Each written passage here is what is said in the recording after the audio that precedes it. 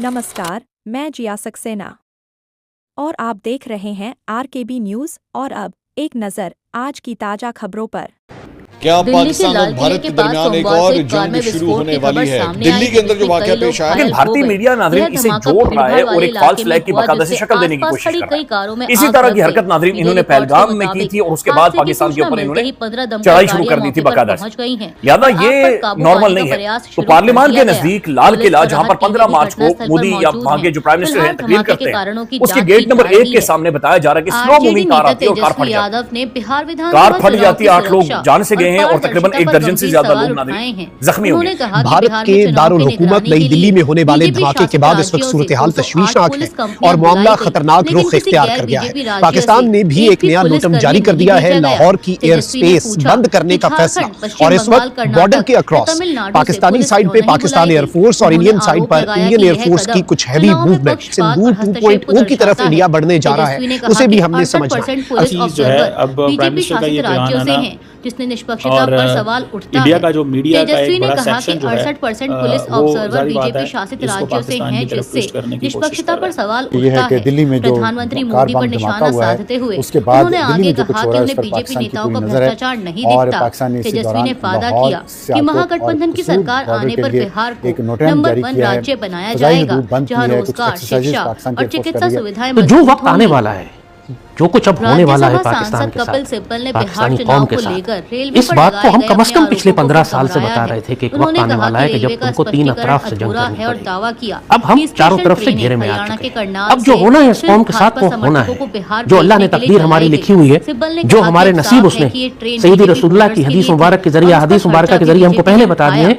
अंजाम हमें पहले से मालूम है। ये जंग है जो गज़वा हिंद की जंग है, इसका अंजाम हमें मालूम है कि इंशाअल्लाह ये पाकिस्तान फौज हिंद के हुक्मरानों को जंजीरों में लपेट कर जाएगी।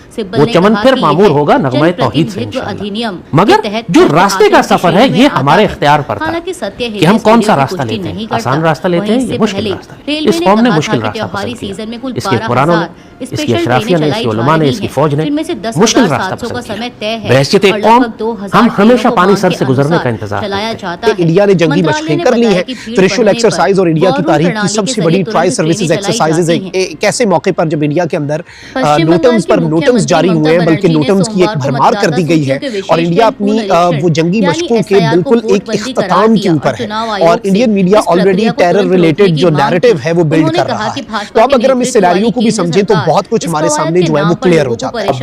इंडिया के जो जनरल्स हैं वो कह रहे हैं कि हमें रिस्पॉन्ड करने हुई थी, उसी तरह अब वोटबंदी हो रही है। ये सुपर इमरजेंसी का नया रूप है। मुख्यमंत्री ने सवाल उठाया कि चुनाव से ठीक पहले इतनी जल्दबाजी में यह प्रक्रिया क्यों की जा रही है। उन्होंने कहा कि मतदाता सूचियों का पुनरीक्षण 2-3 महीने में पूरा नहीं हो सकता और इसे जबरन कराया जा रहा है।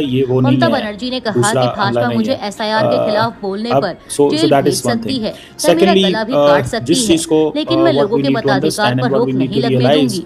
उन्होंने जीएसटी की भी आलोचना की और इसे एक भूल बताया जिसे वापस लिया जाना चाहिए। बनर्जी ने आरोप लगाया कि केंद्र सरकार जीएसटी के नाम पर लोगों को लूट रही है।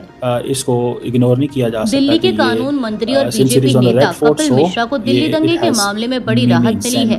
दिल्ली के सेशन कोर्ट ने साल 2020 में दिल्ली में हुए दंगे के मामले में कपिल मिश्रा को जांच से मुक्त कर दिया है। कपिल मिश्रा को ये राहत राउज एवेन्यू कोर्ट के स्पेशल जज ने दी। होम मिनिस्टर अमित शाह कहते हैं कि तमाम पॉसिबिलिटीज को उत्तर पूर्वी दिल्ली में हुए दंगों में कपिल मिश्रा की भूमिका की जांच के आदेश ट्रायल कोर्ट में दिए थे। कपिल मिश्रा की भूमिका से संबंध में यह आदेश यमुना विहार निवासी मोहम्मद इलियास की याचिका पर दिया गया था। इलियास ने दिल्ली दंगे में कपिल मिश्रा की भूमिका को लेकर उनके खिलाफ एफआईआर दर्ज करने की मांग की हमले होते हैं उसके पीछे पाकिस्तान होता कांग्रेस नेता है। जयराम भारत को रमेश ने पाकिस्तान आरोप को ऐसी लगाया मार है मारनी कि देश पड़ेगी के जिससे प्रतिष्ठित भारत का नाम आईआईटी लेते हुए भी इन पाकिस्तानियों की रोक पाए, क्योंकि गजवा हिंद का जो वायरस इनके भीतर है वो इन्हें मारकर ही खत्म होगा। पोस्ट करते हुए लिखा कि मोदी सरकार ने तैयार किए गए लेकिन जारी न किए गए नए आंकड़ों से पता चलता है कि पाकिस्तान में बड़े बड़े आतंकवादियों को पालती पोसती है और भारत में अशांति फैलाने के लिए इन्हीं आतंकवादियों को भारत में भेजती है। इसी हिंदू घृणा के कारण पाकिस्तान के स्कूलों और कॉलेजों में हिंदुओं के खिलाफ जिहाद गाना सिखाया जाता है। ये पाकिस्तान के किसी मदरसे की बात नहीं हो रही, ये पाकिस्तान के मॉडर्न स्कूलों और कॉलेजों का हाल है। और ये अरब और तुर्कों को अपना बाप ना मानते तो आज पाकिस्तान का इतना बुरा हाल ना होता। 2.0 जिसके हवाले से इंडिया की रिसेंट 3 हफ्तों के अंदर प्रोवोकेटिव स्टेटमेंट्स हमारी इक्वेशन में शामिल है। नोटम्स जारी हो चुके हैं, military buildup, tri services exercises, हर चीज इस जानिब इशारा कर रही है कि दे आर प्लानिंग समथिंग। और ये बिल्कुल एक सिंक्रोनाइज तरीके से रॉ की तैयारियां, इंडियन फोर्सेस की तैयारियां, इनकी स्टेटमेंट्स और फिर उसके बाद जो नैरेटिव है, नैरेटिव इंडियन मीडिया के जरिए जो टू किया जा रहा है, इसकी बुनियाद बनाई जा रही थी। लेकिन अब आप ये देखें कि 3-4 चीजें हैं जिससे मसला जो है वो ज्यादा गंभीर हो रहा है। अफगानिस्तान से आप एक खौफनाक जंग कर चुके हैं। तारीख में पहली मरतबा हमने काबुल और कंधार पर जाकर बमबारी की और एक बाकायदा पूरा हमारा मगरबी महाज खुल चुका है। और हमारे अंदर का जो महाज था, जो पिछले 20 साल से पाकिस्तान के अंदर मुक्ति वाहिनी जैसी दहशतगर्द तंजीमें और बगावतें बर्पा की जा रही थी, वो इसी दिन के लिए थी। दुश्मन ने इसी दिन के लिए उनको पाला था और तैयार किया था कि पाकिस्तानी कौम पर एक साथ 3 अतराफ से हमले करेंगे। बहुत ज्यादा लोग परेशान हैं, जाहिर है, हमसे राब्ता करते हैं, पूछते हैं हम क्या करें। हमने सालों पहले से कौम को भी, फौज को भी, हुकूमत को भी बताया था कि इस कौम को आने वाली आजमाइशों और जंगों के लिए तैयार करो। जिन लोगों ने हमारी बात सुनी, उन्होंने इंफरादी तौर पर अपने आप को तैयार किया, खुराक के जखीरे बनाए, हथियारों के लाइसेंस लिए, तरबियत की, बिजली पानी और गैस के बगैर जिंदगी गुजारने का तरीका सीखा, इंतजाम किया।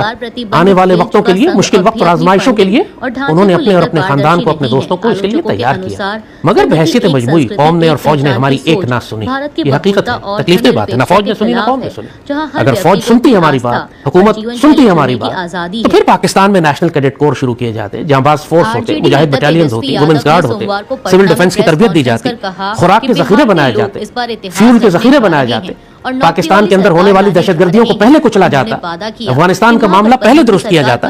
पाकिस्तान के दिफा के लिए जान कुर्बान करने की जिम्मेदारी सिर्फ पाक फौज की है, पाकिस्तानी कौम की नहीं है। अपने मुल्क के शेरों को जो पत्थर मारते हो तुम, गालियां देते हो, तुम में यह सलाहियत नहीं है कि तुम मुशरिकीन के खिलाफ खड़े हो सको, या खवारिज के खिलाफ, या बलूचिस्तान लिबरेशन आर्मी के खंजीरों के खिलाफ, या अफगान तालिबान जो अब मुनाफिक हो चुके हैं उनके खिलाफ तुम खड़े हो। तो फिर जो शेर तुम्हारी हिफाजत कर रहे हैं, तुम उनको गालियां किस लिए देते हो, उनको पत्थर किस लिए मारते हो? अब ये बात बहुत अच्छी तरह समझ लो।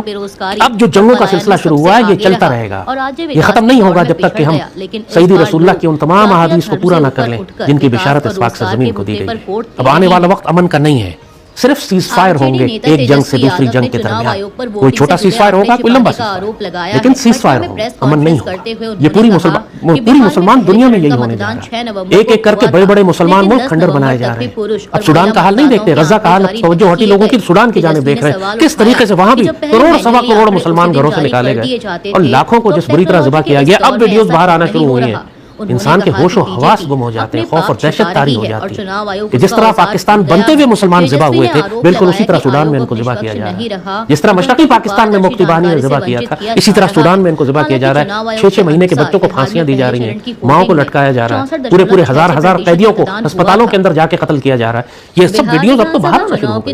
ये कत्लेआम 2 साल से जारी, लेकिन लोगों की तवज्जो गजा की जानिब थी तो सूडान किसी ने देखा। याद रखो, ये जो कुछ हो रहा है मुसलमान मुल्कों में, पाकिस्तान में इन्होंने यही करना। अगर तुम्हारे साथ अभी तक नहीं हुआ तो ये पाक फौज की वजह से, लेकिन अब इतनी बदआमालियां हो चुकी हैं, पाकिस्तान की तमाम सियासी जमातें और उनके पीछे चलने वाले मुनाफिक पाकिस्तान के दुश्मन हो चुके हैं कि अब पाकिस्तानी कौम को बहैसियत मजमूई उस अजाब से गुजरना पड़ेगा कि जो अब हमने अपने ऊपर मुस्तहक कर लिया। कुर्बानियां दी थी हमने भी, तो उसका बेड़ा गर्क करवा लिया। पाकिस्तान पहले तोड़वाया, उसके बाद इस हालत में पाकिस्तान को पहुंचा दिया कि दुनिया समझ रही है कि इस पाकिस्तान को बचाने के लिए या तो बचेगा नहीं, या बचेगा तो करोड़ों लोगों की कुर्बानियां देनी पड़ेंगी। वाकई हमने खुद अपने अमाल की वजह से पाकिस्तान की सफों के सारी सियासी जमातें मुनाफिक हैं, अल्लाह उसके रसूल के दुश्मन है, पाकिस्तान के दुश्मन है। तुम इससे कोई फर्क नहीं पड़ता कि तुम किस सियासी झंडे के नीचे खड़े हो, तुम जिसके नीचे खड़े हो तुम अल्लाह उसके रसूल के दुश्मनों के साथ।